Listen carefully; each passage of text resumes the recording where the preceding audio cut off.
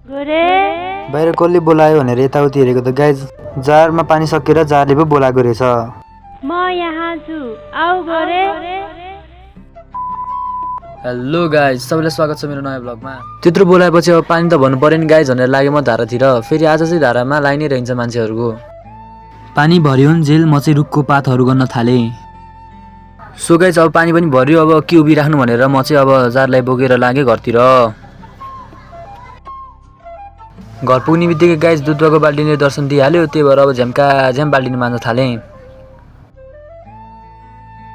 त्यसपछि मैले एक थाल भात खाएर अब लाउन थालेँ कपडा।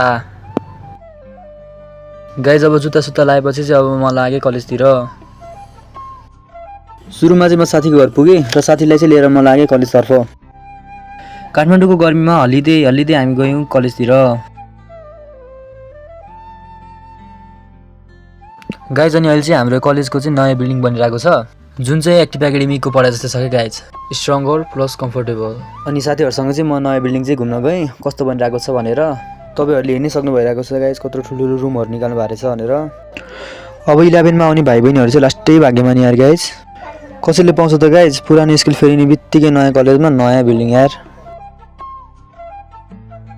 मार्केटिङको कामहरू सकिने बित्तिकै आयो हामी खाजा खान। दोस्तले चाहिँ फेरि खाजा झ्याम दिइरहेको थियो अनि मैले पनि झ्याम दिन थालेँ गाइज अनि अब खाजासाजा खाएपछि चाहिँ अब हामी लाग्यौँ घरतिर। घर जाने बेला चाहिँ सबै म्यामहरूलाई चाहिँ बाई बाई गरेर अनि हामी हिँड्यौँ।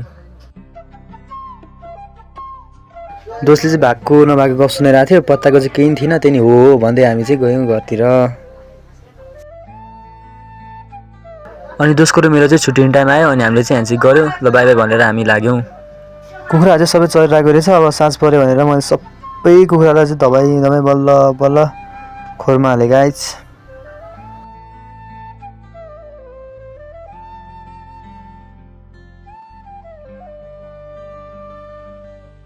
त्यसपछि गाइज हाम्रो अङ्कलले चाहिँ राम्रै छापबाट मकै पठाउनु भएको रहेछ।